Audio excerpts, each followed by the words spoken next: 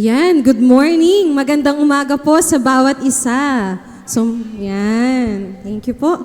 So, indeed, God is good sa buhay ng bawat isa. Binigyan tayo ng favorable weather sa araw na ito. Kaya palakpakan po natin ang Lord. Yan. At tayo ay sama-sama naawit, magpupuri, sasamba sa ating Panginoon sa araw na ito. Kaya bago po tayo umawit, inaanya po ang bawat isa na tumayo. Yan. So, let me read po sa unang Juan 1, talata 5 hanggang 7. Sabi po dito, "At ito ang mensahe na aming narinig sa Kanya at sa inyo'y aming ipinahahayag, na ang Diyos ay liwanag at sa Kanya'y walang anumang kadiliman. Kung sinasabi nating tayo'y may pakikisama sa Kanya at tayo'y lumalakad sa kadiliman, nagsisinungaling tayo at hindi natin ginagawa ang katotohanan. Ngunit kung tayo ay lumalakad sa liwanag na tulad niya na nasa liwanag, may pakikisama tayo sa isa't isa. At ang dugo ni Jesus na Kanyang anak ang lumilinis sa atin sa lahat ng kasalanan." Ang Diyos mo pang mapagpala sa Kanyang mga salita. So patuloy na pinapaalalahanan po tayo na kung tunay tayong nakakilala lang sa ating Panginoon, alam natin na ang Diyos ay liwanag, God is light. And ito yung ipinangako ng Lord, ito yung assurance niya that we have fellowship with other believers and with God. Kaya nga, anong nangyayari kapag patuloy tayong namumuhay sa kadiliman, sa kasalanan? Diba? Alam naman natin na ang isang tao na nanampalataya sa Panginoon, yes, we have been forgiven, we are cleansed, we are saved through the blood of Jesus, na kung tayo nanampalataya sa ating Panginoong Hesus, yung ating mga kasalanan ay pinatawad. Diba? Tayo ay nilinis na, yung sacrifice ng Panginoong Hesus, it removes yung penalty ng sins. Diba? Yung past, present, and future sins. Pero tayo ay nandito pa sa mundong ito at yung ating kalagayan na pagiging makasalanan, yung ating sinful nature. Kaya hindi tayo perfect. Diba? May mga pagkakataon we commit sins. Tayo nakakagawa pa rin ng mga bagay na hindi kalooban ng Diyos. Kaya nga, alam natin, may consequence yung sin. At tandaan natin, naapektuhan yung fellowship natin with God. Kaya nga po, bilang mga mananampalataya, saliksikin po natin yung ating sarili. Kung talagang tunay nating nakikilala ang Diyos, ang nanaisin ng ating puso ay patuloy na magkaroon ng fellowship with God. Diba? Kaya yung mga bagay na makapaglalayo sa ating Panginoon, naroon yung desire natin na maiwasan. We pursue godliness, we pursue righteousness, we pursue to do the will of God. Kaya nga po, as Jesus is in the light, we ought to walk in the light. Diba? We ought to have fellowship, diba, with God. Kaya nga po, diba, binanggit po sa John 1 verse 9, the true light which gives light to everyone was coming into the world. Kaya magpasalamat po tayo as we worship God today. Magpasalamat tayo sa Diyos. Ipinadala niya at dumating ang ating Panginoong Hesus na siyang nagbigay ng liwanag sa madilim nating buhay, sa madilim nating kalagayan. Kaya as we worship God, let's have this heart of gratitude towards our God. Dahil tunay na higit sa lahat ang pag-ibig ng Diyos sa bawat isa sa atin. Amen! Palakpakan natin ang Lord! Let's worship!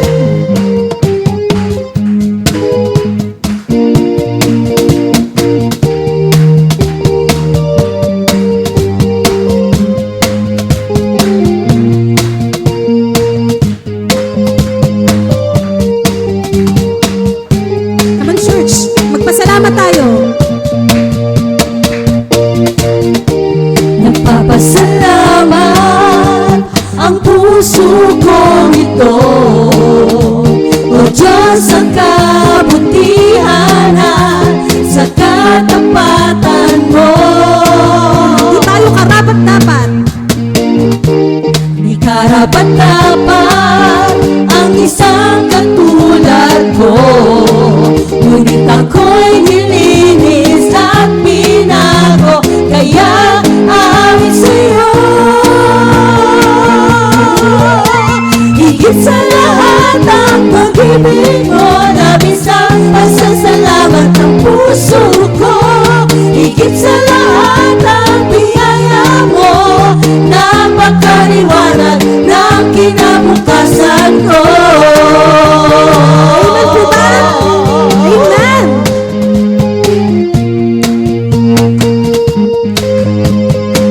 Patuloy tayo magpasalamat sa ating Diyos.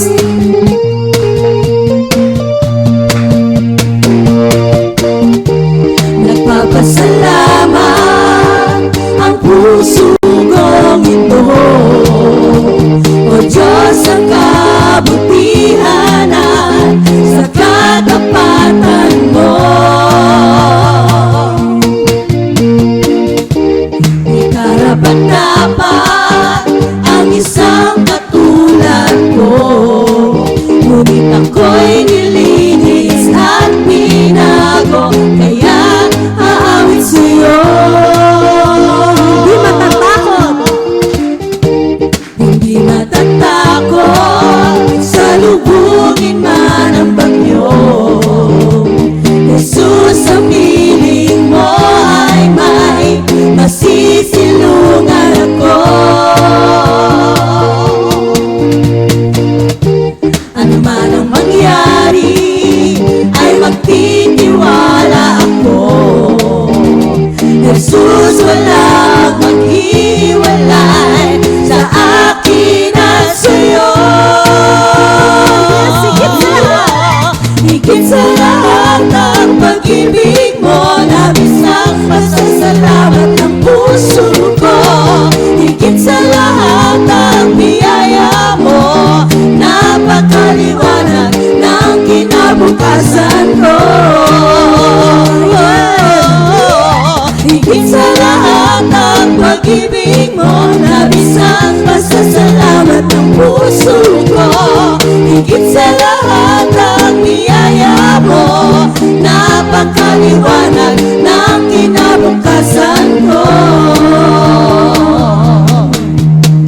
Wala nang ngang masihigit, wala nang mas lalabis sa lawak ng pag-ibig na aking nakamit. Wala nang ngang masihigit, wala nang mas lalabis sa lawak ng pag-ibig na aking nakamit. Wala nang ngang masigit, wala nang mas lalabis sa lawak ng pag-ibig na aking nakamit. Higit sa lahat ang pag-ibig mo, labis ang pasasalamat ng puso ko. Higit sa lahat ang biyaya mo, napakaliwanag ng kinabukasan ko. Higit sa lahat, higit sa lahat ang pag-ibig mo, labis ang pasasalamat ng puso ko. Higit sa lahat ang biyaya mo, napakaliwanag ng kinabukasan ko. Higit sa lahat ang pag-ibig mo, labis ang pasasalamat ng puso ko. Higit sa lahat ang biyaya mo, napakaliwanag, napakaliwanag, napakaliwanag, napakaliwanag, napakaliwanag, napakaliwanag, napakaliwanag ng kinabukasan ko. Amen! Tunay na liwanag ng ating kinabukasan. Hindi dahil sa sarili nating kakayanan, kundi dahil sa biyaya, sa katapatan ng ating Diyos. Kaya nga, as we worship, let's continue to declare that indeed, kaawa-awa ang ating kalagayan kung hindi pinili ng Diyos na ibigin tayo. Kaya nga, let us worship, let us praise God, let us remember, let us reflect on God's love towards us.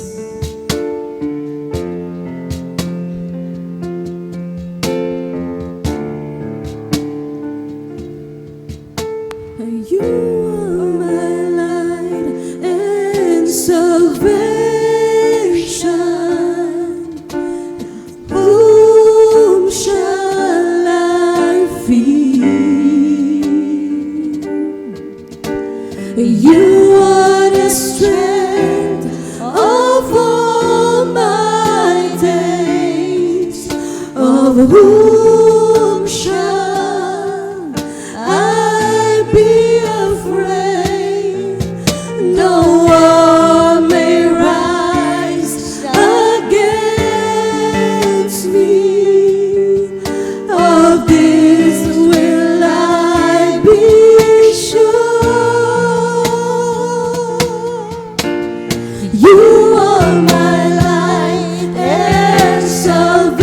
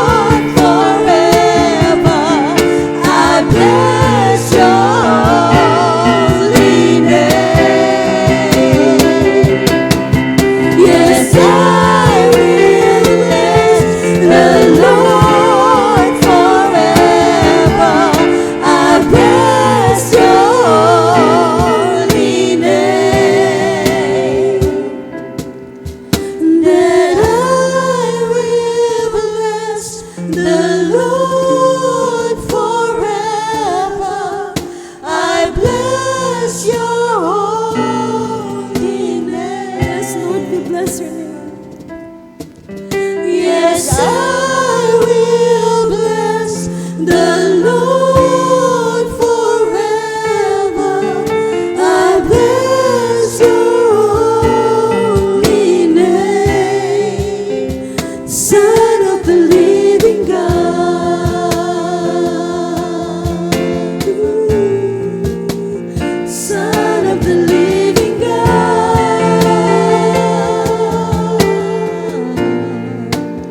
Son of the living God.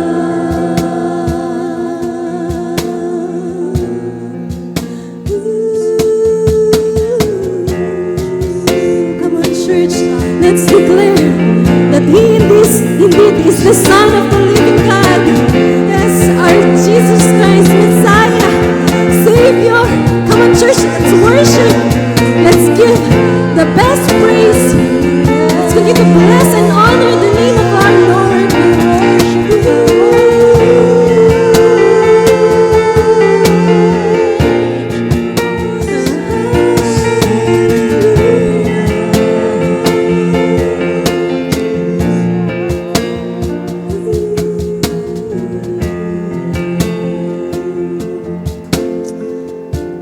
Indeed, O Diyos, You are the Christ.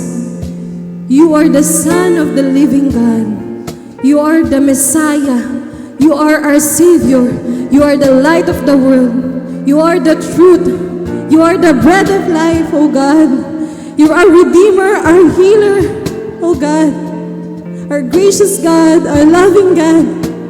Lord, we praise and honor Your name. Salamat, Panginoon, sa iyong kabutihan, katapatan na nagbibigay pag-asa sa aming mga buhay.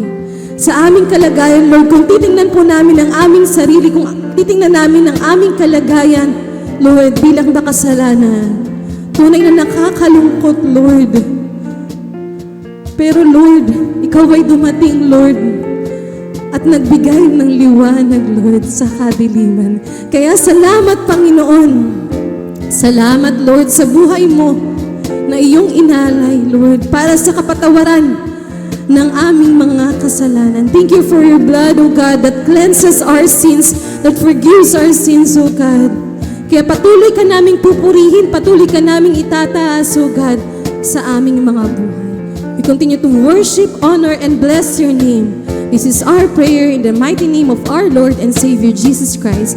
Everybody says, Amen! Palakpakan po natin ang Lord. Lahat ng nakaranas ng kabutihan ng Diyos ay pumalakpak. Amen. Sige po, sa papatuloy po ng ating pagsamba sa ating Panginoon, tayo po ay magkakaroon ng pagbabasa ng kanyang mga salita. So we are continuing our study in the book of John. So we are now on the chapter 8 of the book of John. So please open your Bible in John chapter 8 verses 12 to 25 at magkakaroon po tayo ng salitang pagbabasa. Ako sa first two verses and then kayo po and so on. So let me read verses 12 to 13. Again, Jesus spoke to them, saying, I am the light of the world. Whoever follows me will not walk in darkness, but will have the light of life. So the Pharisees said to him, You are bearing witness about yourself. Your testimony is not true. Jesus answered, Even if I do bear witness about myself, my testimony is true. For I know where I came from and where I am going, but you do not know where I came from or where I am going. You judge according to the flesh, I judge no one. 16 to 17. Yet even if I do judge, my judgment is true. For it is not I alone who judge, but I and the Father who sent me. In your law, it is written that the testimony of two people is true. I am the one who bears witness about myself, and the Father who sent me bears witness about me. They said to him, therefore, Where is your Father? Jesus answered, You know neither me nor my Father. If you knew me, you would know my Father also. Verse 20 to 21, these words he spoke in the treasury as he taught in the temple, but no one arrested him because his hour had not yet come. So he said to them again, I am going away, and you will seek me, and you will die in your sin. Where I am going, you cannot come. So the Jews said, will he kill himself, since he says, where I am going, you cannot come? He said to them, you are from below, from above. You are of this world, I am not of this world. 24 to 25, sabay-sabay po tayo. I told you that you would die in your sins, for unless you believe that I am He, you will die in your sins. So they said to him, who are you? Jesus said to them, just what I have been telling you from the beginning. Ang Diyos pong mapagpala sa kanyang mga salita, maaari na po tayong umupo at ihanda po natin ang ating puso at isipan sa pakikinig ng kapahayagan ng salita ng Diyos. A blessed morning to each and every one of you. So umaga pong ito ay magpapatuloy po tayo sa ating ginagawang pag-aaral. At tayo po ngayon ay nasa aklat ng pinagpapatuloy natin, itong aklat ng Juan. At tayo po ay nasa kabanatang 8. At atin pong ipagpapatuloy ang isinulat ni Apostle John, no, sa verse 18 hanggang verse 25. No? Tulad po ng binanggit ko nung nakaraan, yun pong naunang kwento. No? Yung pong simula verse 32 ng verse 52 ng chapter 7 hanggang chapter 8 verse 11, ito po ay isiningit lang ng hindi malamang tagapagsulat, no? Writer. Kaya sinasabi natin na hindi ito bahagi ng banal na kasulatan. Ngunit ganun pa man, ay atin po itong tinalakay at nakita natin na sa takbo ng pangyayari doon ay ikwinento po kung paanong hinahatulan ng Panginoon sa kanyang mga sinasabi, sa kanyang mga paghatol, no, sa kanyang judgment. Ngunit itong talata pong ito ay pagpapatuloy noon pong sa chapter 7, na kung saan makikita po natin yung senaryo na ito po ay panahon na kung saan sineselebrate nila yung piyesta ng booths or tabernacle o nung panahon na sila ay tumira sa mga tolda. No? So, at dito po sa bahaging ito ay makikita po natin na ang tema, muli nagpapakilala ang ating Panginoon. So dito po sinasabi niya na siya ang the light of the world. No? At ito po ay tema na kung saan tinatalakay sa panahon ng pagdiriwang ng pista ng tabernakulo. Sapagkat sa pista ng tabernakulo ay ito daw po yung panahon na kung saan yung haba ng dilim at haba ng liwanag, no? Within 24 hours ay magkapantay. No? And at the same time, ito po'y pagtanaw dun sa panahon kung paanong ang mga Israelita, nung sila'y naglalakbay, nandoon ang pagsama ng presensya ng Diyos sa pamamagitan ng kanyang liwanag. No? Yung pillars of fire. At mula dun sa pillars of fire na yon ay makiuunawaan po natin kung paanong protektahan sila, iningatan sila, ginabayan sila kung saan sila pupunta, no? Kung kailan sila aalis sa isang lugar, no? So merong cloud doon, and at the same time sa gabi ay pillars of fire. At kaya nga po sa pagdiriwang ng piyesta ng paglalakbay o piyesta ng pagtira nila sa mga tent, ito pong mga Israelita ay inaalala rin nila ito pong liwanag. No? Kaya sa piyesta na yon ay nagkakaroon po sila ng pagsisindi ng mga torch, no? Na nagsisilbing liwanag, at doon po sa maliwanag na kalagayan na yon, nagsasaya po sila, nagsasayawan sila. So ganun po yung senaryo sa piyesta ng tabernakulo. At mula po sa pangyayaring yun ay ipinakilala ng Panginoong Yesus ang kanyang sarili bilang light of the world. So sa pag-aaral po natin, as an overview. Una po, sa verse 12, mayroong deklarasyon ng ating Panginoon at dito pinaalam niya yung kanyang messianic identity. Ang sumunod ay nung ipahayag ng Panginoon ang kanyang messianic identity, meron pong mga tao na ayaw maniwala sa kanya, no? Nagkaroon ng objection. Kasi nga po, yung kanyang pagiging Mesiyas ay hindi malinaw sa kanila dahil hindi sila sumasampalataya. No? So may mayroong messianic ambiguity. At sa sumunod na talata, yung ipinaunawa ng Panginoon, ipinaliwanag niya yung kanyang kalagayan as bilang pagpapatunay na siya talaga yung Mesiyas, no? Messianic validity. So tatlong bagay po yan, no, na makikita natin sa pasimula. Ang Panginoon, pinahayag niya yung kanyang identity, at sa pagpapahayag niya, may mga taong hindi maniwala. At sa pangatlong bahagi, ipinaliwanag ng Panginoon na totoo kung sino siya. Ito po yung pinakamahabang bahagi na kung saan ang Panginoong Yesus pinapatunayan niya sa mga kaharap niya na mga Hudyo, na mga nagdududa sa Kanya at mayroong nagtatangkang pumatay sa Kanya, yung Kanyang pagiging Mesiyas. So paano niya pinatunayan ang Kanyang pagiging Mesiyas? Una, by His testimony. Pangalawa, by His affinity. No, ang usapin dito yung Kanyang relasyon sa Kanyang Ama, sa Diyos. Ang pangatlo, by His identity. No, ipinaalam niya, sino ba talaga siya? And then, mula po sa mga bagay na yan, ay tingnan po natin yung takbo ng mga pangyayari. So, una po, nagkaroon ng kapahayagan ng Panginoon. Sa Kanya mismo nanggaling yung kapahayagan kung sino siya.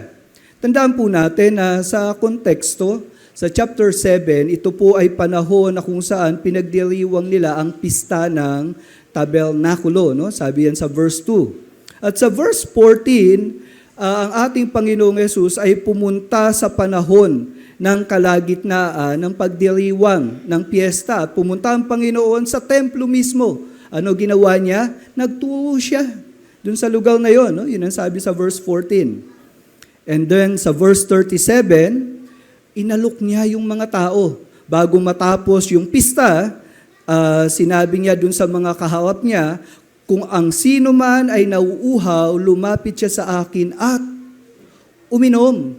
So dito ipinapahayag ng Panginoon kung paanong yung pagpapala ng tubig ng buhay ay siya ang magbibigay. At mula po sa kapahayagan na yon, makikita natin sa verse 40, mayroong mga tao na nagkakaroon na sila ng pahiwatig sa kalooban nila na marahil ito yung propeta na ipinangako, no, na sinabi ni Moises. No, at kaya nga yung ibang sabi, ito na marahil ang Kristo. No, so nagkakaroon na sila ng pananaw na ganon. Ngunit alam naman natin dahil hindi matibay yung pananampalataya nila, medyo nagdadalawang isip sila. Ano po? Kaya nga po sa pagkakataong ito muli, ang Panginoong Yesus ang nagsabi, sabi niyang ganon, again, Jesus spoke to them, sabi sa verse 12, saying, I am the light of the world. No, ako ang ilaw. Hindi lang ng ilaw ng lugar na yon, hindi lang ilaw ng mga Hudyo, kundi ilaw ng sanlibutan. So ang lawak ng sakop. At ito pong pagiging ilaw ng Panginoon, ito po yung tema ng Book of John, no, na nung una pa man ay sinasabi na sa atin. So sa kabanatang una, sabing ganun sa verse 4, nasa Kanya ang buhay at ang buhay ay siyang ilaw ng sangkatauhan. Sa verse 5, sabing ganun, nagliwanag sa kadiliman ng ilaw at hindi ito naghapi kailanman ng kadiliman. No? Ganun ka-powerful ang light. And then sabi sa verse 9, ito ang tunay na ilaw. Dumating ito sa sanlibutan upang magbigay liwanag sa lahat ng tao. No? So again, whole world ang pagbibigay liwanag ng ating Panginoong Yesus. So dito sa kabanatang una, pinatutuhanan siya ni Apostle John. na siya ang ilaw. And even si John the Baptist, sinasabi na siya ang ilaw. Pero dito sa chapter 8, makikita natin, sa bibig mismo ng ating Panginoong Yesus, sinasabi niya na siya ang ilaw ng sanlibutan. At may pangako siya, whoever follows me will not walk in darkness. Can you imagine, nung panahon na yon na wala pang Meralco, no? O mga lighting facilities sa paligid, maririnig mo to na hindi mo na kailangan ng lampara, kundi siya ang magsisilbing ilaw mo. Pero hindi siya ilaw sa literal sense, kundi ilaw siya in a sense na sa buhay mo, siya ang iyong magiging gabay. Siya ang magbibigay ng liwanag sa landas mong daraanan. At mula dyan sa katotohanan na yan, sabi din ni Jesus, but will have the light of life. No, buhay ang maapektuhan ng liwanag na to. No, isang pangyayari na kung saan yung buhay mo ay magkakaroon ng direksyon, magkakaroon ng kakuntentuhan, magkakaroon ng maayos na kalagayan. At yun ang sinasabi ng Panginoon. Ito yung kapahayagan niya. Ngunit nung sinabi ito ng Panginoong Yesus, tignan niyo ang naging reaksyon ng mga tao. No? Mamaya titignan natin. Ito pong tema na pagiging liwanag at magbibigay ng pagdaloy ng tubig ng buhay, ito po ay isang pangako ng Diyos sa panahon ng kanyang paghahari. No? Pag naghari si Yahweh, ito ang mga bagay na gagawin niya. Sa aklat ng Zacarias, chapter 14, verses 6 to 9, makikita natin ito yung tema. Sabing ganun sa verse 6, sa panahong iyon, wala nang taglamig at hindi na didilim, mananatiling maliwanag kahit sa gabi. At sinabi sa verse 8, ang mga agos ng tubig buhat sa Jerusalem ay patuloy sa buong taon. Kailan mangyayari yan? Sabi sa verse 9, ito po yung sitwasyon. Ang daigdig ay pamamahalaan ni Yahweh.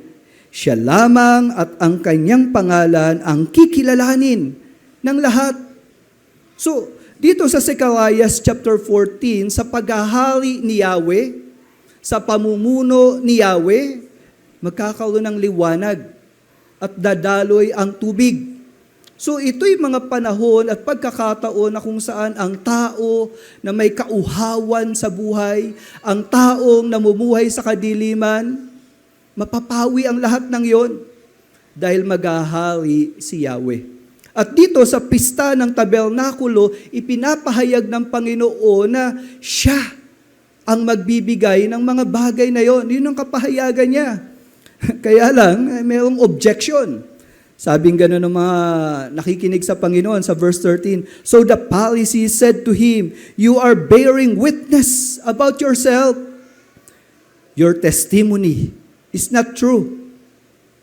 Sa totoo lang, pag kami nagsabi sa inyo, na sabi niya, ako ang ilaw ng iyong buhay. Kung siya lang nagsasalita nun, hindi ka talaga maniniwala kasi siya lang eh. Ano po? O kaya, humawap ka na ba sa salamin? Tapos sa lahat ng makakasalubong mo, sabi mo, alam mo, ang gwapo ko. Sabi mo yun. Pero anong sabi nila? Di ba? Ganun eh. Di ba? So si Jesus, nung sinabi niya, ako, ang ilaw ng sanlibutan, sabi ng mga Hudyong kausap niya, itong mga Pariseo, yung patotoo mo, pwedeng hindi ka panipaniwala yan. Ito pong objection na sinasabi ng mga Pariseo, ito pong sitwasyon na to ay nailagay na rin o nangyari na rin sa panahon ng pakikipag-usap ng Panginoon sa kanila. Kung babalikan po natin sa chapter 5 ng Aklat ni Juan, sa verse 31 to 47, no, na nagkaroon na ng argumento tungkol sa mga bagay na yan.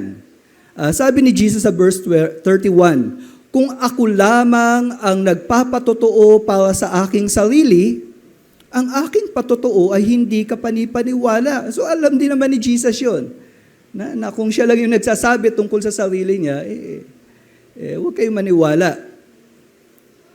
Pero anong sitwasyon? Sabi ni Jesus, may iba pang nagpapatotoo tungkol sa akin. So, sino yon yung nagpapatotoo tungkol kay Jesus? At ano ang sinasabi nila? So, sa mga talata pong ito, makikita natin ang unang nagpapatotoo patungkol kay Jesus sa pagiging Mesiyas niya ay si Juan.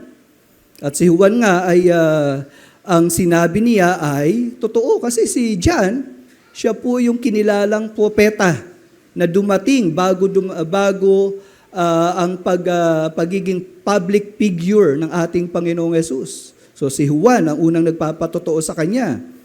And then sabi sa verse 36 sa chapter 5, ang mga gawaing ibinigay sa akin ng Ama upang gampanan ay nagpapatunay na ako ay sinugo ng Ama.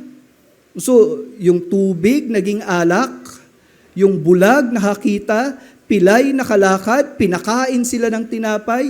Ang mga pangyayaring ito ay kilos ng Ama sa langit upang patunayan na si Jesus ang sugo ng Diyos. At hindi lang basta sugo, kundi ang anak ng Diyos. So, mismo ang Ama sa langit ay, o yung mga ginawa ni Jesus ay nagpapatunay na ang Panginoong Yesus mula sa Diyos. And at the same time, sa verse 37, ang Ama mismo ang nagsasabi na si Jesus ay kanyang anak, na siya ang Mesiyas. Sabi sa verse 37, ang Ama na nagsugo sa akin ay siya ring nagpapatotoo tungkol sa akin. Kung maalala niyo po, sa bautismo ng Panginoong Yesus, nung siya'y binautismuhan ni John the Baptist, di po ba anong sabi ng Ama? Ito ang aking anak na kinalulugdan. At sa panahon ng transfiguration, bago ipako sa krus ang Panginoong Yesus, muli, nagpakita ang Ama sa kanyang, dito sa tatlong alagad ng Panginoon at sinabi, ito ang aking minamahal na anak. Sundin niyo ang kanyang mga sasabihin. So, ang Ama sa langit, nagpapatunay na si Jesus ang anak ng Diyos. At hindi lang tatlo ang nagpapatotoo patungkol kay Jesus sapagkat mismong ang mga kasulatan. Yung Old Testament, kung babasahin ito, susuliin, pag-aaralan, lahat ito ay tumutukoy patungkol kay Jesus. At yung mga nangyayari kay Jesus ay kaganapan ng hinula sa lumang tipan. Kaya sabi ni Jesus sa verse 39, sinasaliksik ninyo ang mga kasulatan, ang mga ito ay nagpapatotoo tungkol sa akin. So, dito po sa talatang ito, sa chapter 8, verse 13, nung merong objection itong mga Pariseyo, malinaw na hindi lang si Jesus ang nagsasalita tungkol sa kanyang sarili sapagkat yung patotoo niya ay merong backup mula kay John the Baptist, mula sa kanyang mga gawa, mula sa kanyang Ama at mula sa banal na kasulatan. Ngunit sa kabila ng objection nila, ang Panginoong Yesus pinatunayan na siya talaga ang Mesiyas. Nagbigay ng justification ang ating Panginoon. At paano niya pinagtibay ang kanyang kalagayan bilang Mesiyas? Una, through His Word. Dito yung divine testimony ng ating Panginoon. Tignan niyo yung sabi niya. Sabi sa verse 14, Jesus answered, even if I do bear witness about myself, my testimony is true. Bakit? For I know where I came from and where I am going. So maaasahan ang salita ng Panginoon patungkol sa kanyang sarili. Bakit? Kasi alam niya kung saan siya nanggaling. Alam din niya kung saan siya pupunta matapos ang kanyang misyon dito sa lupa. Yun ang sinasabi niya. Sa Juan 14:6, sino ba ang Panginoon? Tingnan niyo po, sabing ganon, sumagot si Jesus, ako ang daan, ang katotohanan at ang buhay. Hindi lang siya nagtuturo ng daan, kundi siya ang daan. Hindi lang siya nagtuturo ng katotohanan, kundi siya ang katotohanan. At hindi lang siya nagbibigay ng buhay, kundi siya mismo ang buhay. And then sa aklat ng Hebreo 13:8, ito po ang pagkakakilanlan ng mga unang mga alagad ng Panginoon tungkol kay Jesus. Kung sino si Jesucristo noon, ay siya rin ngayon at magpakailanman. No, Jesus is the same yesterday, today, and forever. So si Jesus hindi nagbabago. Hindi katulad natin. No, nagbabago tayo eh. Hindi katulad ng love life natin, no? Nagbabago, minsan mainit, minsan malamig. Ano? Pero si Jesus, unchanging, immutable. At mula doon sa kalagayan at katangian ng Panginoon, maaasahan siya sa kanyang mga salita. Yun ang sinasabi niya dito sa verse 14. At sabi niyang ganun, hindi niya pwedeng iasa ang pagkilala sa kanya dun sa mga taong kaharap niya. Kasi sabi niya, "But you do not know where I come from and where I am going." And then sa verse 15, "You judge according to the flesh. I judge no one." Paano ba gumawa ng desisyon ang Panginoon? No, sabing gano'n, yung mga kausap niya, they judge according to the flesh. Pero si Jesus, sabi niya, hindi katulad ko yung paraan ng paghatol nyo. Sa unang Samuel 16:7, ito po, yung comparison ng judgment of man sa judgment of God. Sa 1 Samuel chapter 16 verse 7, kita po natin dito na si Samuel, no, sa kanya po ay ipinapaalam ni Yahweh kung sino ang pinili ni Yahweh na maging hari ng Israel. At pinapila yung mga anak, no, ni Jesse. At andito yung 7 anak, no, na nakapila sa harapan niya. Ito po yung pangyayari. Sa verse 7, ito. "Ngunit sinabi ng Panginoon kay Samuel, huwag mong tingnan ang kanyang mukha o ang taas ng kanyang tindig." No? Kasi yung isang kapatid dito ni David, talagang machong-macho, no? Talagang artistahin ang dating. No? Matangkad, maputi, makisig ang katawan. Pero sabi ni Yahweh, hindi ganyan ang pagpili. Sapagkat hindi tumitingin ang Panginoon na gaya ng pagtingin ng tao. Ang tao ay tumitingin sa panlabas na anyo, ngunit ang Panginoon ay tumitingin sa puso. Ganyan po humatol ang ating Diyos. Hindi usapin yung panlabas na anyo. Kaya nga po dito po sa talatang ito, yung mga kausap ng Panginoong Yesus, kung iaasa niya yung kanyang yung validity ng kanyang pagiging Mesiyas batay sa sasabihin ng tao, magkakamali sila kasi panlabas lang ang nakikita nila. Hindi katulad ng Diyos, alam niya ang tunay na kaganapan sa paligid. And even Jesus, pag siya ay humatol at nagdesisyon, hindi panlabas lang ang tinitingnan niya, kundi alam niya ang puso ng mga tao. Kaya sabi ni Jesus, hindi ako katulad nyo sa paghatol. Pero sabi niya rin, yet even if I do judge, my judgment is true. For it is not I alone who judge, but I and the Father who sent me. So pag ang Panginoon nagbigay ng judgment, sabi niya gano'n, may kasama ako dyan sa pagdidesisyon. Yan ang sinabi niya, no? Sa verse 29, kung itutuloy natin itong chapter 8, sabi ni Jesus, "At siya na nagsugo sa akin ay kasama ko. Hindi niya ako pinagbabayaang nag-iisa, sapagkat lagi kong ginagawa ang mga bagay na nakalulugod sa Kanya."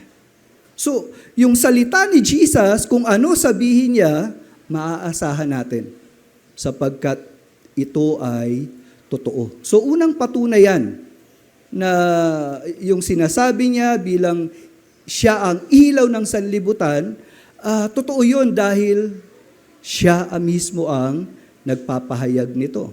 Ang pangalawa, para mas idiin pa na talagang siya ang ilaw ng sanlibutan, sabi niya, His witness. Ang usapin dito, yung kanyang divine affinity, yung relasyon niya kay Yahweh.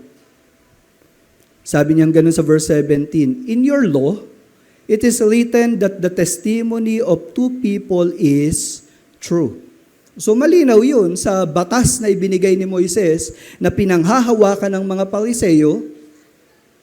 Para mapatunayang totoo, dapat may magsasabi na at least dalawa. At yun ang sinasabi ni Jesus dito. Sabi niya ni Jesus, I am the one who bears witness about myself. So una yon. And the Father who sent me bears witness about me. So pangalawa. So ilan na yung nagpapatotoo tungkol kay Jesus? Una siya at pangalawa yung Ama sa langit. Sa aklat ng mga gawa, 22 hanggang 24, ganito pinatunayan ng Diyos kung sino si Jesus. Sabing ganun sa verse 22, Pakinggan ninyo ito, mga Israelita. Itong si Jesus na taga Nazaret ay pinatunayan sa inyo ng Diyos. Sa panong paraan? Sa pamamagitan ng mga himala, mga kababalaghan at mga tandang ginawa ng Diyos sa pamamagitan niya. At take note, yung mga himala na ginawa ni Jesus, ito ay palatandaan upang matukoy ng mga Israelita at matukoy natin na siya ang Mesiyas. Minsan po, may mga tao gustong gayahin si Jesus sa kanyang mga ginawa, pati sa kanyang misyon. No, kaya yung iba, nagpapapako pa nga po Tandaan po natin, unique ang misyon ni Jesus. At kung si Jesus gumawa ng mga himala at kababalaghan, nangyari yun upang patunayan ng Diyos na siya yung Mesiyas. Isipin nyo na lang po ito. Kung yung palatanda ang hahanapin mo nasa lahat ng tao, makikilala mo ba yung hinahanap mo? Mayroon po akong narinig na kwento tungkol dyan. Sabi nga, halimbawa, makikipagtagpo ka sa airport. At ang usapan nyo, magsusuot ng pula na damit yung kausap mo. Pagdating mo sa airport, lahat nakapula. Makikilala mo ba kung sino doon? Tandaan natin, signs should be different from any other. Kaya po si Jesus gumawa ng himala hindi para kopyahin o gayahin. Gumawa po siya ng himala para makilala natin kung sino yung Mesiyas. At ganun po ang Ama. Kaya itong mga ginawa ng mga himala ng Panginoong Yesus ay palatandaan na siya ang Mesiyas. At hindi lang yon, sabi pa sa sumunod na talata, sa mulat mula pa'y alam na at ipinasya na ng Diyos na ibigay sa inyo si Jesus at ipinako ninyo siya sa krus. Mismong yung pagkapako ng Panginoon sa krus, ito'y palatandaan na siya ang Mesiyas. At sa verse 24, subalit ang Diyos ang muling bumuhay sa Kanya. At yung pagkabuhay na muli ng Panginoong Yesus, again, ito'y palatandaan na siya yung Mesiyas. Si Jesus, nung nabuhay na muli, alam natin, maski kailan, hindi na siya namatay. At yung pagtatagumpay ng Panginoong Yesus sa kamatayan ay palatandaan na siya ang Mesiyas. At yung mga pangyayari na yan ay naganap dahil pinatunayan ng Diyos na si Jesus ang kanyang hinirang. Kaya nga mga kapatid, hindi tayo magkakamali kung ang kinikilala nating tagapagligtas ay si Jesus. Amen? Nagdududa pa ba kayo kay Jesus? Wala pong pagdududa yon.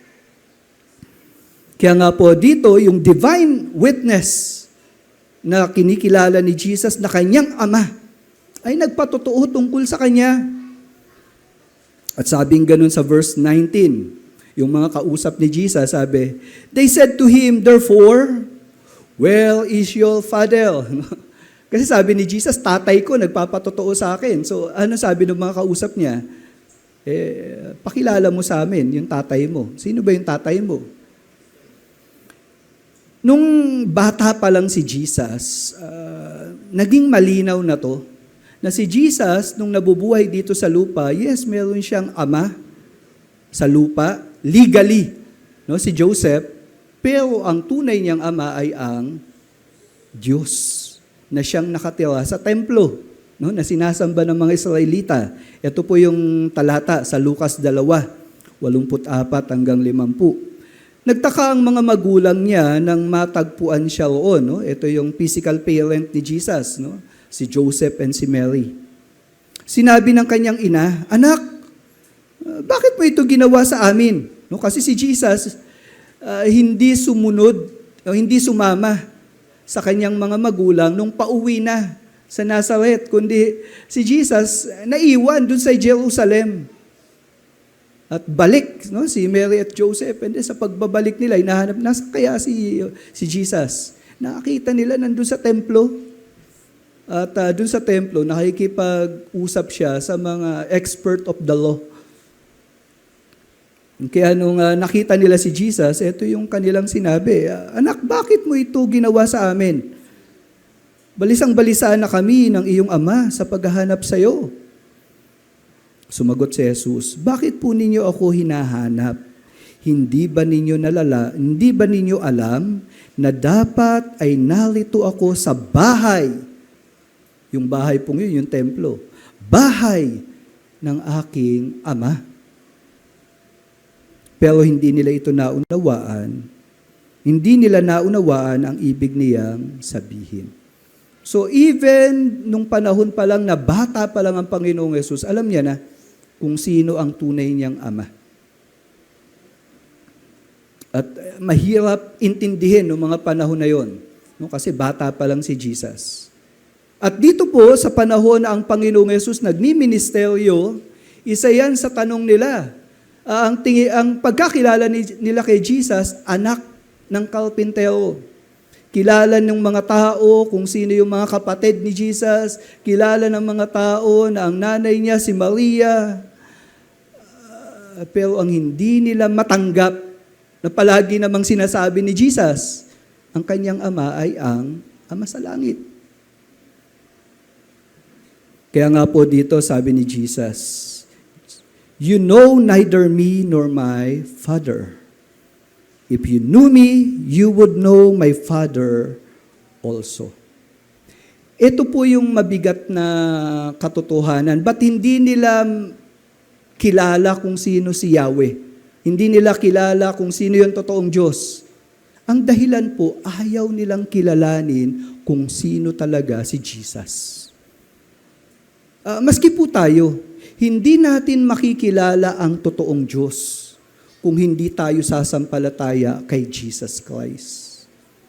Kaya nga po, maski marami tayong mga napapakinggan kung ano-anong mga katuruan patungkol sa Diyos, kung hindi natin kikilalanin si Jesus, na siyang daan, katotohanan at buhay, at hindi natin siya kikilalanin kung sino talaga siya, alam niyo po, hindi natin makikilala yung Ama sa langit.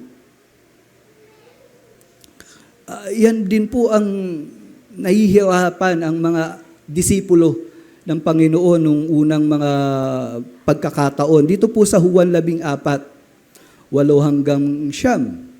No, tignan niyo po, sinabi ni Felipe sa kanya, "Panginoon, ipakita niyo po sa amin ang Ama, at sapat na po iyon sa amin." Sumagot si Jesus, "Felipe, ang tagal na nating magkasama, hindi mo pa rin ba ako kilala? Ang nakakita sa akin ay nakakita na rin sa Ama." So, ang pagkakakilanlan sa Diyos ay sa pamamagitan ng pagkakilala kay Jesus. Yan din po yung sinabi sa aklat ng Hebreo, 1, 2 hanggang 3, no? Na napakaganda ng mga talata. Pero pinili ko lang po yung mga sinabi dito na magandang marinig natin. Sabi pong ganun dito sa talata, "Ngunit sa mga huling araw na ito, no, matapos ang Panginoon umakyat sa langit, nag-umpisa na po yung last days. At sabing gano'n, sa mga huling araw na ito, nagsalita siya. no, ang Diyos. Nagsalita siya sa atin sa pamamagitan ng anak. So paano mo maririnig yung salita ni Yahweh, ng Diyos? Sa pamamagitan nino? Ng anak, ni Jesus. Sa verse 3, eto pa po. Ang anak ang maningning na sinag ng kaluwalhatian ng Diyos at tunay na larawan ng kanyang kalikasan bilang Diyos. So, yung kaluwalhatian, yung kalikasan ng Diyos, malalaman lang natin yon kung makikilala natin si Jesus. Siya ang nagpapanatili sa lahat ng bagay sa pamamagitan ng kanyang makapangyarihang salita. Pansin niyo po dito, nananatili ang lahat ng bagay. Paano nananatili ang lahat ng bagay? Bakit buhay ka pa ngayon? Bakit tayo nandito pa sa mundong ito? Ano mang meron ka, bakit nandyan pa yan? Take note, nananatili ang lahat ng bagay dahil sa kanyang makapangyarihang salita. Ganon ka-powerful ang salita ni Jesus. Kaya nga po, maaasahan natin yung salita ng Panginoon.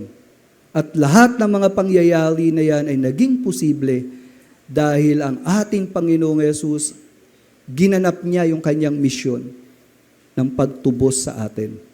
Kaya nga po, ang isa pang nagpapatotoo patungkol sa ating Panginoon ay His work. Divine destiny. Sabi pong ganun sa verse 20, "These words He spoke in the treasury as He taught in the temple, but no one arrested Him." Dito po makikita natin na yung takbo ng pangyayari kontrolado ng Diyos. Tayo po, we may not be in control sa circumstances. Di ba? Hindi natin kontrolado yung circumstances eh. We cannot be in control sa circumstances. Di ba? Minsan gusto mo ito mangyari. Gusto mo wag magkasakit to. Gusto mo makapunta ka dito. Gusto mo maabot yun. Gusto mo... Kaya lang, yung takbo ng pangyayari, pinipigilan tayo upang mangyari yung gusto natin. Kasi hindi natin kontrolado yung circumstances. Pero dito, makikita natin, God is in control. At sa panahong ito, ang Panginoong Yesus, bagamat may death threat, may gustong humuli sa Kanya, marami mga taong hindi naniniwala sa Kanya, still, nagagawa pa rin niya publicly na magtuo sa mga tao. No one arrested Him. Yun ang sinasabi dito. Bakit? Because His hour had not yet come. His hour. Yung oras niya. Ano ibig sabihin? Tandaan po natin na lahat ng mga nangyari sa buhay ng Panginoong Yesus, ito ay nakatalaga. Destiny. No? Pag sinabing hour, sa salita po kasing Griego, hindi lang siya chronological hour. No? Yung alauna, alas 2, alas 3. Chronological po yan, parang binibilang. Nung sinabi ditong the hour, ito po ay event. Kairos moment. Yung kairos moment sa Panginoon na siya'y arrestuhin, hindi pa dumadating, kaya nagagawa niya pa yung mga bagay na dapat gawin. Ang kairos moment sa buhay ng Panginoon, una, dito sa aklat ng Mateo 2, sa talatang 4, yung pagsilang ng Panginoon. That is a kairos moment. Kaya nung hinahanap siya, gustong malaman saan pinanganak si Jesus, nag-research yung hari, no? Tinanong saan siya isisilang, sumagot sila, sabi ng mga Pariseyo, sa Bethlehem, nasakop ng Huda, dahil ganito ang isinulat ng mga propeta. So, exact place, exact time, dumating si Jesus. Kairos moment. And then sa aklat ng unang Korinto, 15:3-5, ito mga kairos moment sa buhay ng Panginoon. Una, yung kanyang kamatayan. Si Kristo ay namatay para sa ating mga kasalanan ayon sa kasulatan at siya'y inilibing. Again, yung paglilibing sa kanya, kairos din po yun. At muling binuhay pagsapit ng 3 araw ayon sa mga kasulatan. So even yung resurrection niya, kairos moment, at siya'y nagpakita, yung apparition ng Panginoon, yung pagpapakita ng Panginoon na siya'y buhay. Nagtagumpay siya laban sa kamatayan. That was kairos moment. Mga pangyayari riyan na hindi na kailangang ulitin sapagkat yan ay naganap na.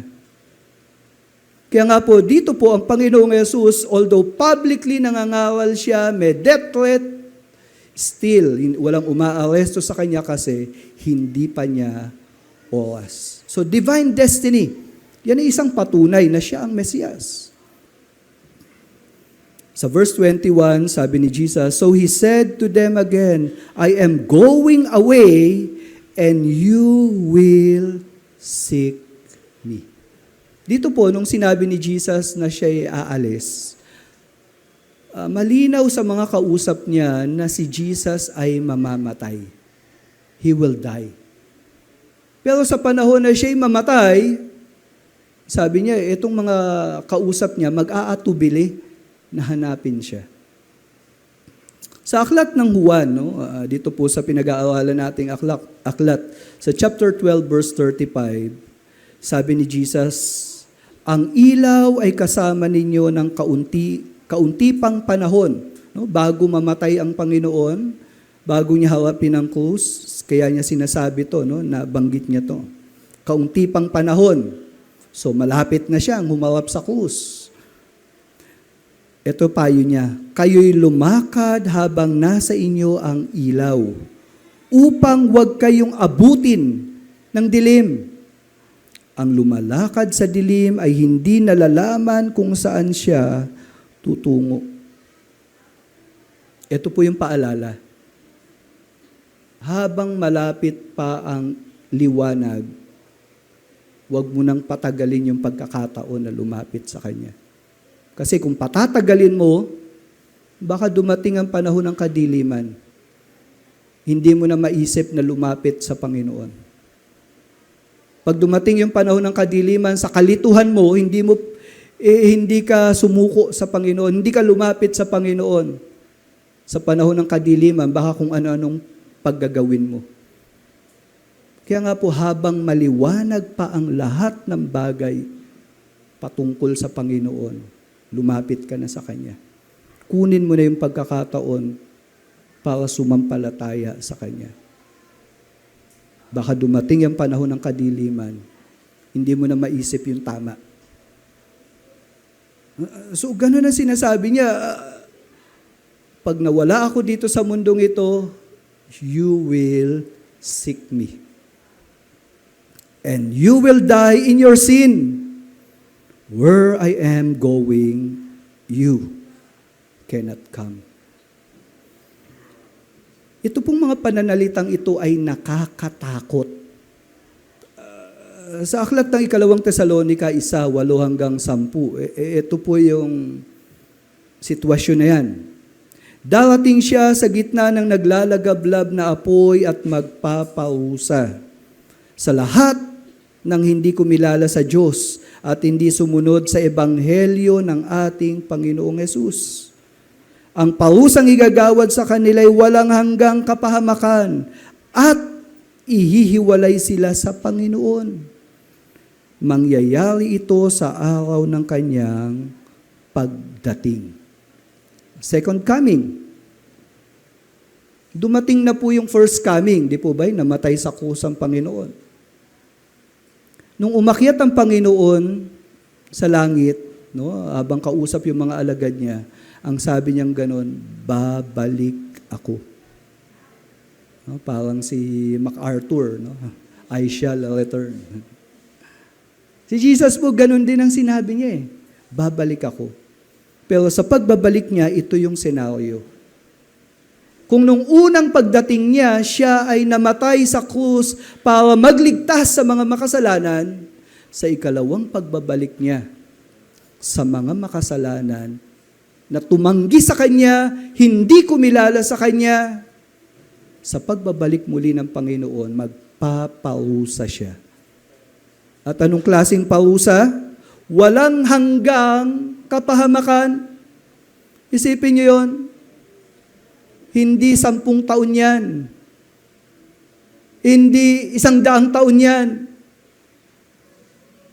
Walang hanggan.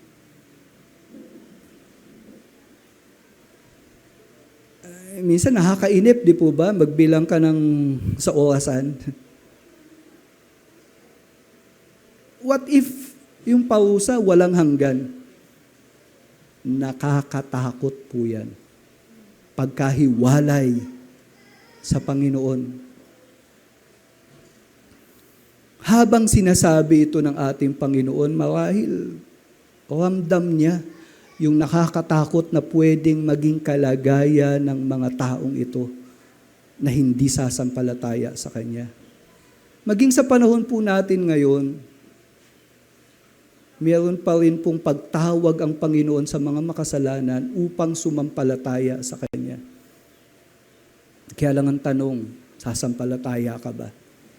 O uunahin mo pa rin yung pansarili mong pangarap? Hindi ka pa rin susuko sa Panginoon? Tandaan po natin, ang impyerno ay lugar kung saan yung mga tao na ayaw sa Diyos, doon sila ilalagay. Walang mapupunta sa impyerno na hindi niya ginusto.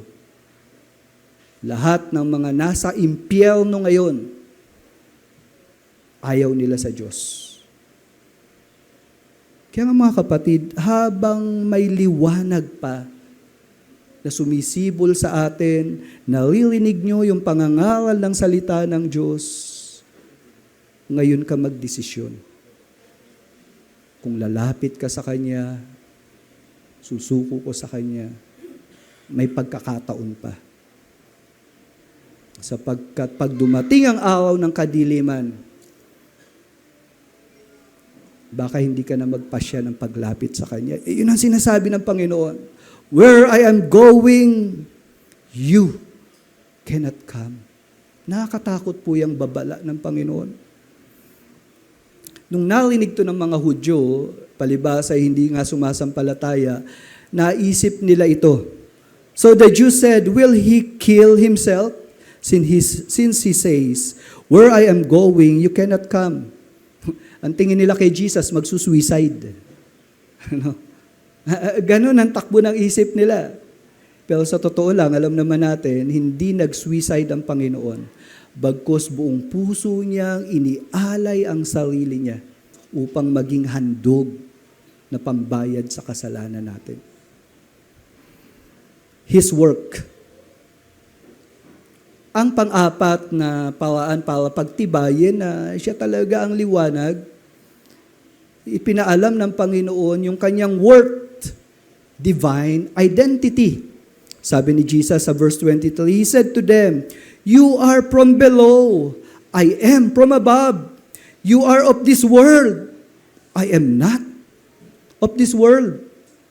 Dito po sinasabi ni Jesus yung katotohanan na naunawaan ni Apostle Paul sa 1 Corinthians 15:47. Ang unang tao na si Adan, siya po yung unang nilikha, ay mula sa lupa. Ngunit ang pangalawang tao na si Kristo ay mula sa langit. Kasi nga po, di po ba, si Adan, walang tatay at nanay, di ba, dumating. Di ba?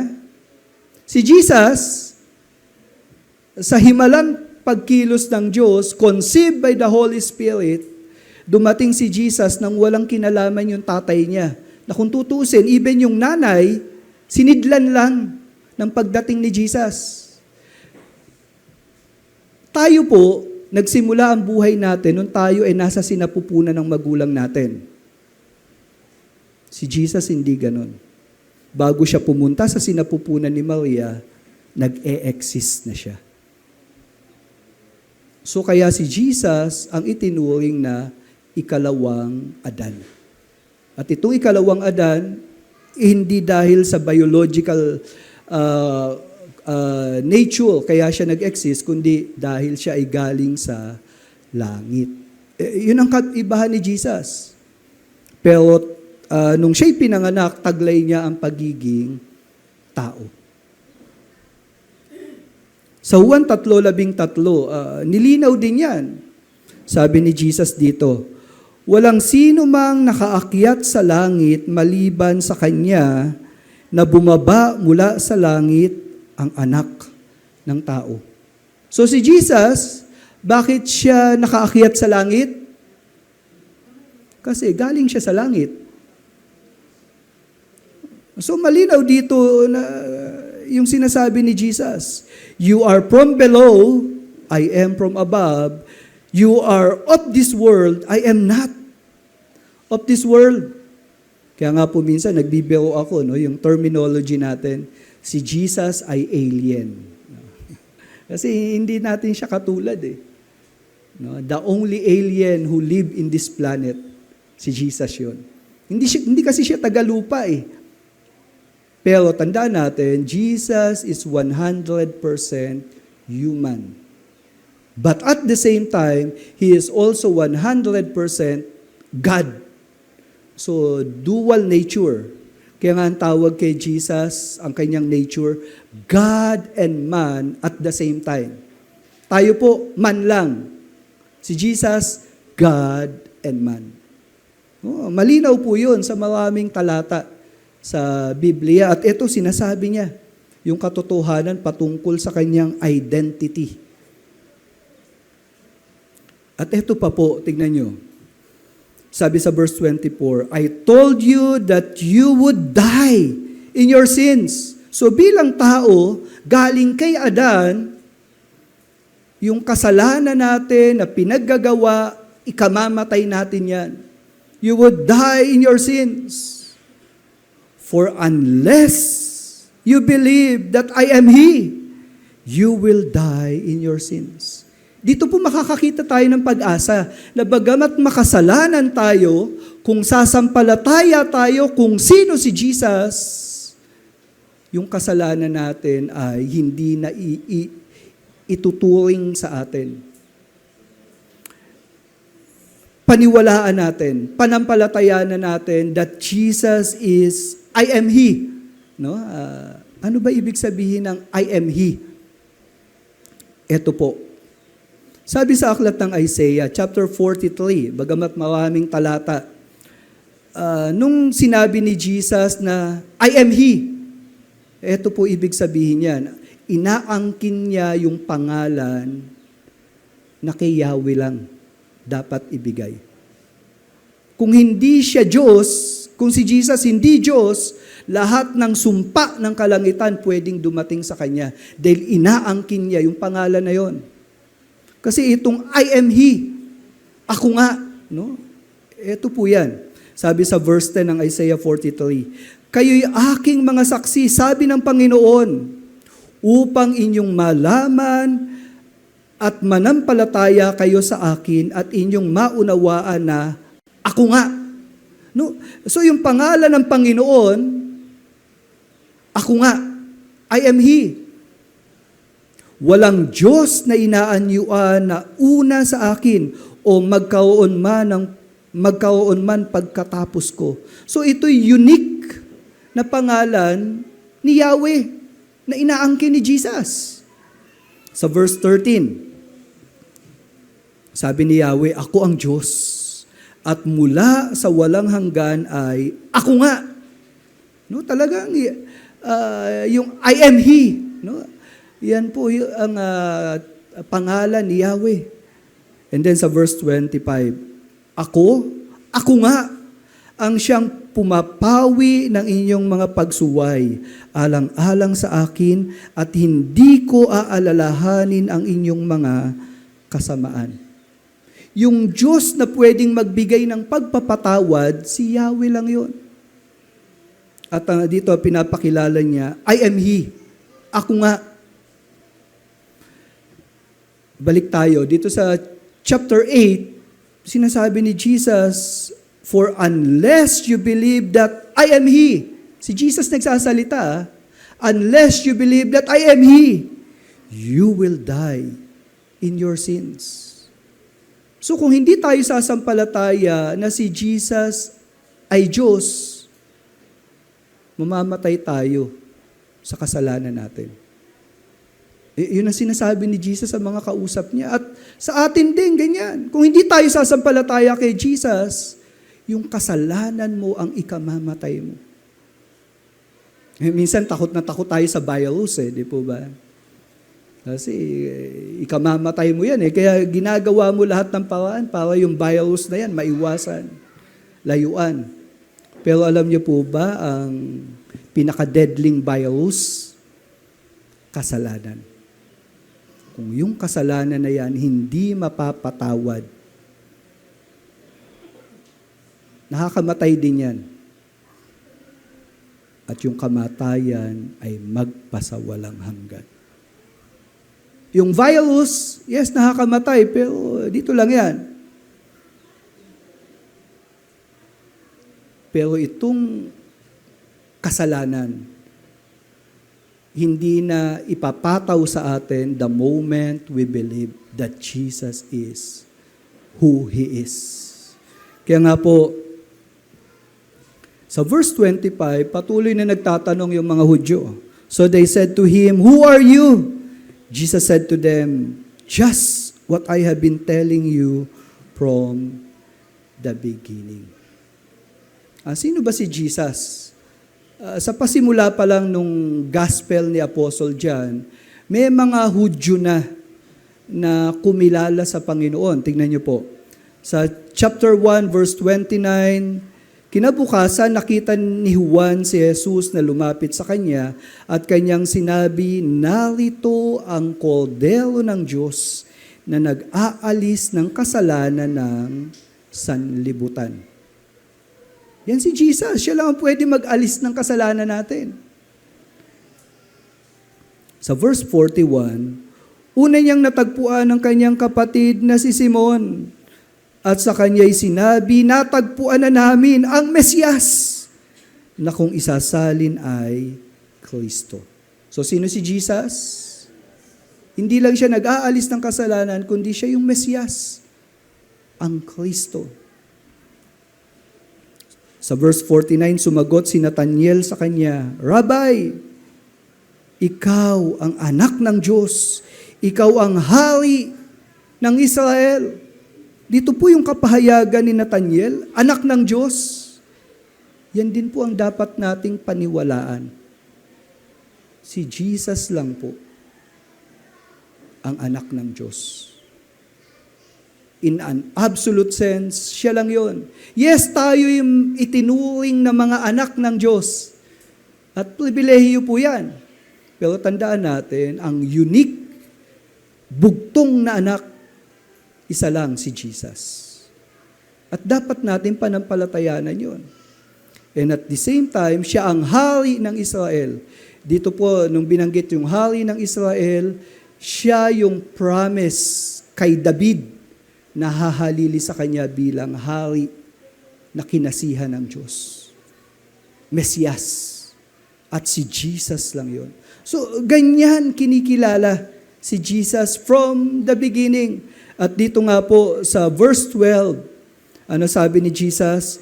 At muling nagsalita sa kanila si Jesus, "Ako ang ilaw ng sanlibutan. Ang sumusunod sa akin kailan may hindi mamumuhay sa kadiliman, kundi magkakaroon ng ilaw ng buhay." Jesus is the light of this world. Malinaw itong ipinapahayag at pinapaalam ng Panginoong Yesus sa mga kausap niya. At dahil itong mga kapahayagang ito ay napanatili, nakasulat, kinakausap din po tayo ng ating Panginoon ngayon. Kung nagtatanong ka, sino ba si Jesus? Sino ka ba talaga? Ito po yung sagot. He is our Messiah. Kaya nga po as a summary, Jesus is the light of the world. Sino ba siya talaga? Una, by His testimony, He is light in His words. His message. Light to give direction. Yan po si Jesus. So by His affinity, light by His witness, sino yung witness niya? Yung Father. Si Jesus po, light to be our devotion. And then ang pangatlo, His destiny. Nakita natin, dito yung light in His work. At ano yung work ni Jesus? His death. Yung kamatayan niya. Bakit? Kasi light as our deliverance. Dahil sa kamatayan ng Panginoon, kung sasampalataya tayo, hindi na tayo paparusahan. Niligtas tayo sa kapahamakan.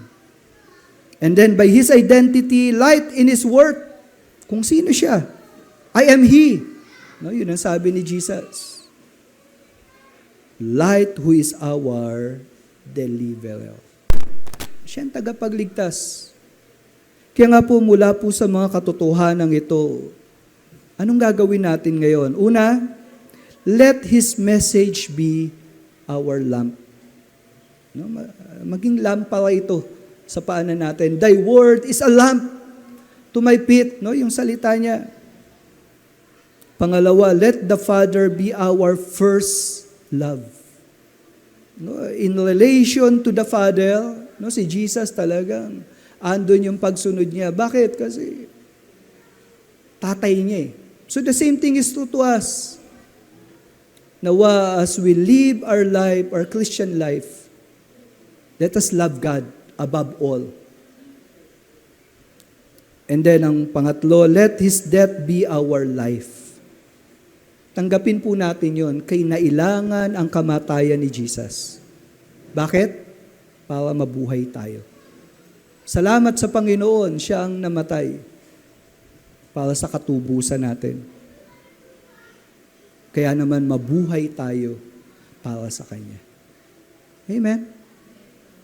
Then lastly, let the Son of God be our light. Madilim ang mundo. Marami tayong hindi alam. May bahagi ng buhay na talagang misteryo. Bakit nangyayari ito? Bakit mangyayari ito? Pero alam niyo po, kung nakay Jesus ka, maski hindi mo maintindihan yung takbo ng pangyayari, pwede natin siyang pagkatiwalaan.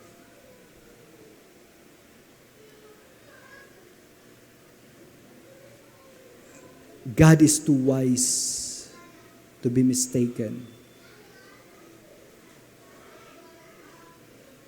Kaya nga po mga kapatid, dumating na po yung liwanag sa buhay natin.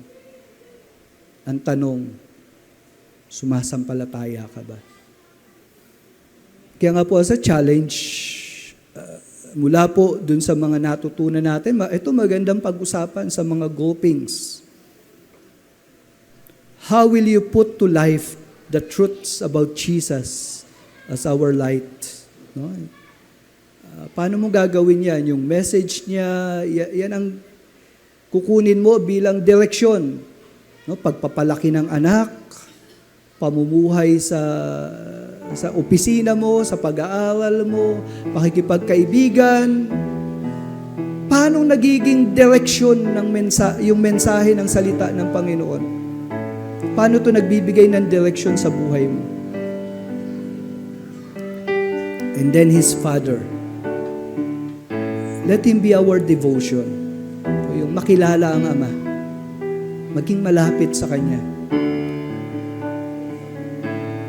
His death become our deliverance. Alam niyo po, isang bagay yan na pagpasalamat natin sa Panginoon. Kung hindi siya namatay, ano mangyayari sa atin? His death became our deliverance. Paano we appreciate yan? And then Jesus as our deliverer. Wala nang iba. Huwag mong isiping maliligtas ka kung wala si Jesus. Hindi mangyayari yun. Kailangan nating sumampalataya. Huwag mong tulugan ang mga katotohanan ng salita ng Diyos. Huwag mong talikuran ang mga katotohanan ng salita ng Diyos. Dahil ikapapahamak natin yan. But the moment we believe, tandaan natin, we have the light of this world. Amen. Pwede po bang tumayo tayong lahat? Thank you, Father God. Salamat dahil ang Panginoong Yesus ay dumating. Salamat dahil siya ang tunay na liwanag ng buong sanlibutan.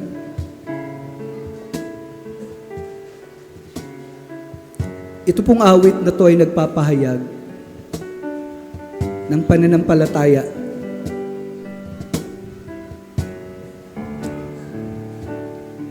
Kay Jesus bilang liwanag. Let us sing this song, declaring this truth.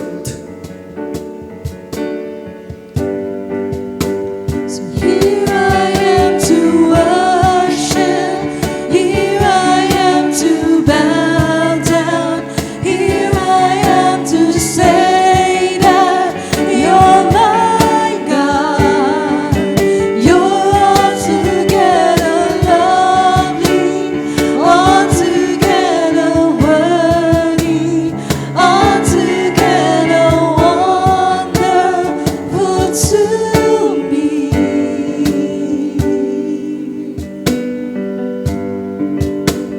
Let's sing. Light of the world, you step down into darkness. Open my eyes, let me see a beauty that made his heart adore you. Hope all our life spent with you. Light of the world, light of the world, you step down into darkness. Open my eyes, let me see Beauty that made a beauty that His made heart his heart adore you. adore you. Hope of a life Hope of my spent life with spent you. with you. Here I am. Here I am to worship, here I am to bow down, here I am to say that you're my God. You're altogether lovely, altogether worthy, altogether wonderful to me.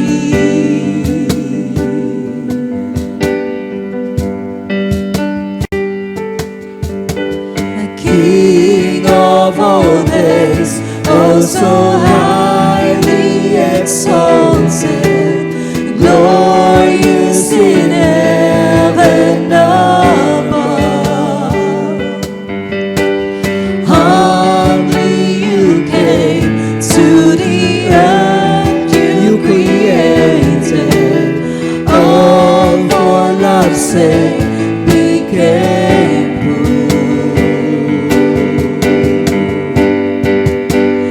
Here I am to worship, here I am to bow down, here I am to say that you're my God. You're altogether lovely, altogether worthy, altogether wonderful to me. I'll never know how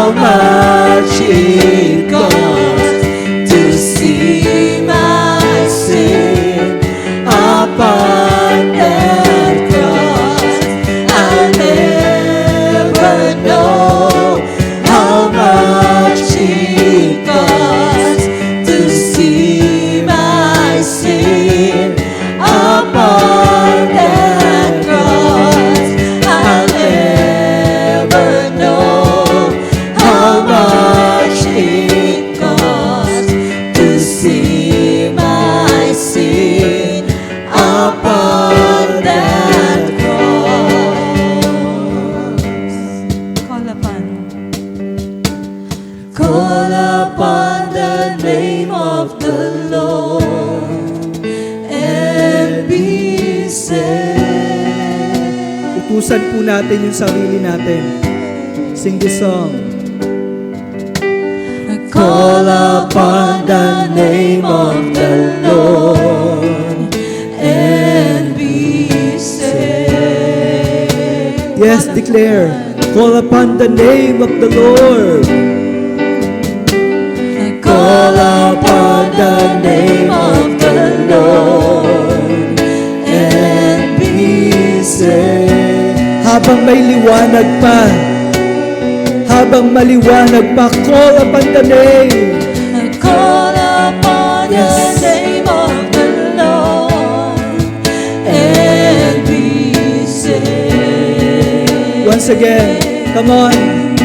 Call upon the name, that wonderful name, Call upon the name Yes. of the Lord the light of the world. and be saved.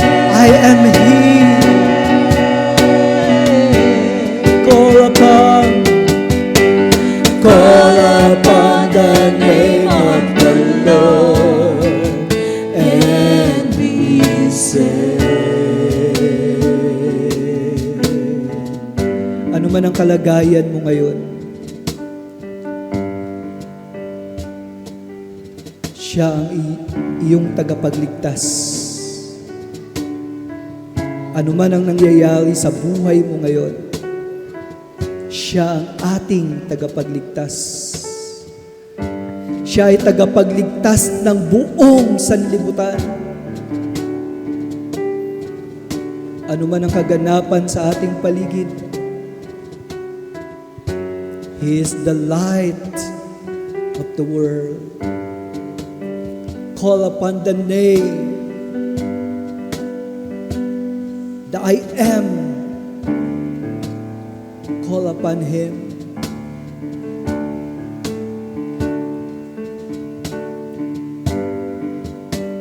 Nang gabi bago ipagkanulo ang ating Panginoon, siya'y dumampot ng tinapay. Pinagpila-pilaso niya yon. Sinabi niya, ito ang aking katawan.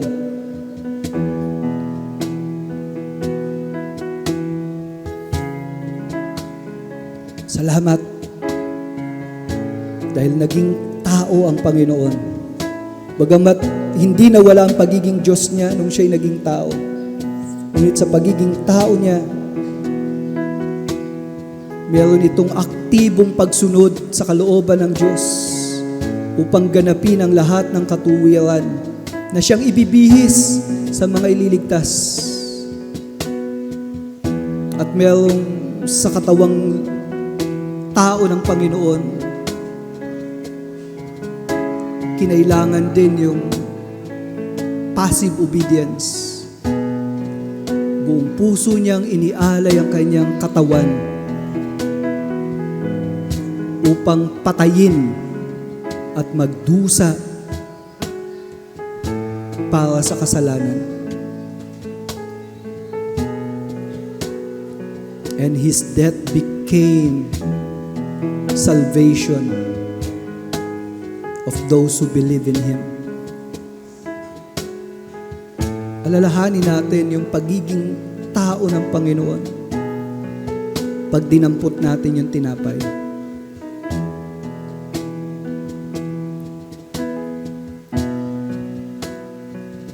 At yung juice, kinuha rin ito ng Panginoon at sinabi niya, ito ang aking dugo. Kinailangan din ng kamatayan. Dahil ang kabayaran ng kasalanan natin, kamatayan. Wala nang higit na nagmahal sa sangkatauhan, kundi ang ating Diyos. Kaya't nakuha niyang ibigay ang kanyang kaisa-isang anak upang ang sino mang sumampalataya huwag mapahamak, kundi magkaroon ng buhay na walang hanggan. Pag hinawakan niyo yung juice mamaya, Isipin mo, may tumubos sa kasalanan mo, sa kasalanan ko.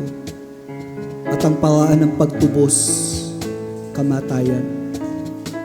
Yung perpektong anak ng Diyos, siya na hindi nagkasala, siya ang namatay. That is love. Let us believe on Him. Bago natin gawin yung pag-alaala sa ginawang pagliligtas ng Panginoon, siyasatin po muna natin yung sarili natin. Kung hindi ka maayos sa harapan ng Diyos ngayon, paayos muna natin. Yes, tanggap ng Panginoon yung kahinaan natin. Hihingi natin to ng tawad. Magpaayos tayo sa Panginoon. If we confess our sin, He is faithful and just to forgive us and to cleanse us from all unrighteousness. Yes, come on, just come to the Lord. Even yung mga nasa Zoom, nasa online natin, kuha kayo ng tinapay, ng juice. Gawin natin itong ritual na ito. But let us do this by faith. Believing. Believing Jesus as our Savior.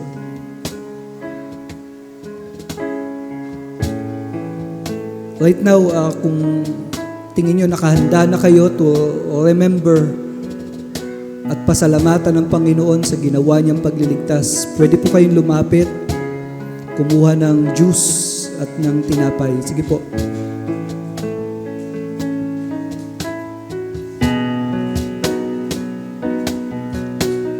Ito ang tinapay ng buhay, kanin mo,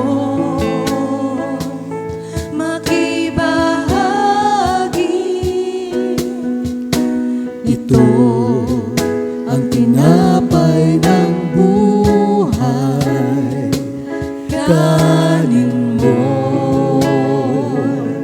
mag-isa. Yan ang katawan, binayubay upang ikaw ay mabuhay. Yan ang katawan naghihirap upang iyong kamtan ang buhay na walang hanggan. Awitin natin yung tungkol sa sao. Ito ang sao ng bagong tipan, inumin mo, mag-ibahagi.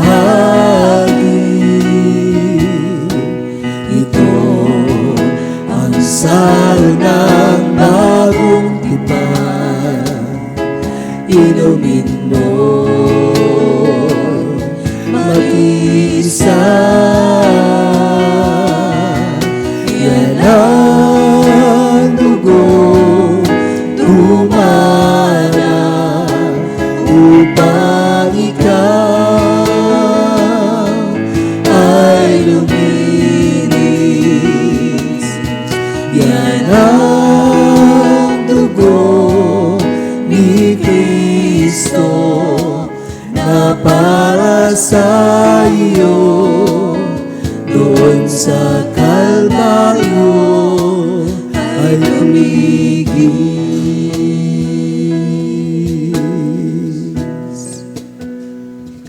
Taas po natin ang tinapay.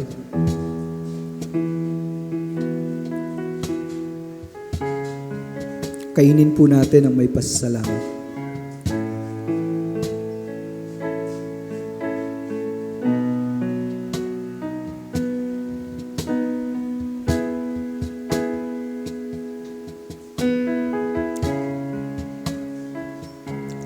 Taas po natin ang juice.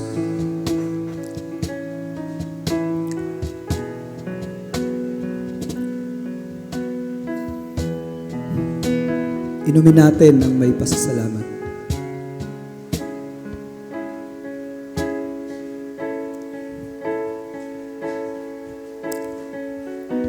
Nangako ang Panginoon na muli siyang babalik.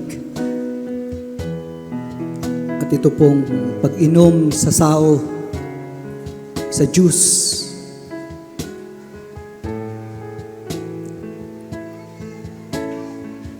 ito po'y muling ipapahayag niya. At gagawin po natin itong pag-alaala sa ginawa ng Panginoon hanggang sa muli niyang pagbabalik. Bilang iglesia na sumasampalataya sa natapos na gawain ng Panginoon sa krus, hindi po natin dapat kalimutan na ang taglay nating buhay ngayon ay buhay na walang hanggan. Dahil ang ating Panginoong Yesus, inialay niya ang kanyang sarili. At alam natin, matapos siyang mamatay, nung ikatlong araw, siya'y nabuhay na muli. At ito rin po ang inaasahan natin na kakumpletuhan ng karanasan natin sa kaligtasan, na hindi na tayo mamamatay at makakapiling natin ang ating tagapagligtas magpasawalang hanggan. Kaya nga po sa paglabas natin sa lugar na ito, patuloy nating ipahayag ang mabuting balitang ito na ginawa ng Diyos. Tayo ay maging tagapagsalita. Let us be an ambassador for Christ. Jesus came for the first time to save us. At ipaalam din natin, babalik ulit si Jesus upang ang lahat ng sumampalataya ilalagay niya sa isang bagong langit at bagong lupa. Ngunit bigyan natin ng babala ang mga tao na ang hindi sasampalataya paparusahan ng walang hanggan. Separation from the majesty of our Lord and Savior Jesus Christ. Nakakatakot po yun. Kaya mga kapatid, habang may liwanag pa, ipakilala natin ang Panginoon. Ipamalita natin ang mga katotohanan na ito. Nais ko pong ipahayag ang pagpapala ng Panginoon bago tayo lumabas. Sa ating Diyos na makapangyarihan sa lahat, Kanyang pinatotohanan, pinatunayan na si Jesucristo ang Kanyang sugo, ang ating Mesiyas, ang liwanag ng sanlibutan. At mismo ang Panginoong Yesus ang nagsabi mula sa Kanyang bibig, "Ako ang liwanag ng sanlibutan. Ang sino mang susunod sa akin, kailanman hindi nalalakad sa kadiliman, bagkus taglay niya ang liwanag ng buhay." Nawa sa bawat isa na sumampalataya sa Panginoon, may you continue to walk in the light. Nawa ang Kanyang pagpapala at biyaya ay patuloy na maranasan ng bawat isa sa atin. At patuloy tayo na magpahayag ng mga katotohanan ito. May the Lord bless you and keep you. May the face of the Lord shine upon you. And may the gracious hand of our God be upon each and every one of us as He pour out His Spirit, who is the living water. In the name of the Father, of the Son, and of the Holy Spirit, everybody says and agree. Amen. Amen. Bakit po may Gospel Coalition Church? Tandaan natin. Anong mission natin? Our mission is to glorify God by proclaiming the gospel until we all attain the full measure of the fullness of Christ. In other words, anong gagawin natin? Sharing Christ, changing lives. A blessed day to each and everyone. Again, a round of applause para sa Panginoon.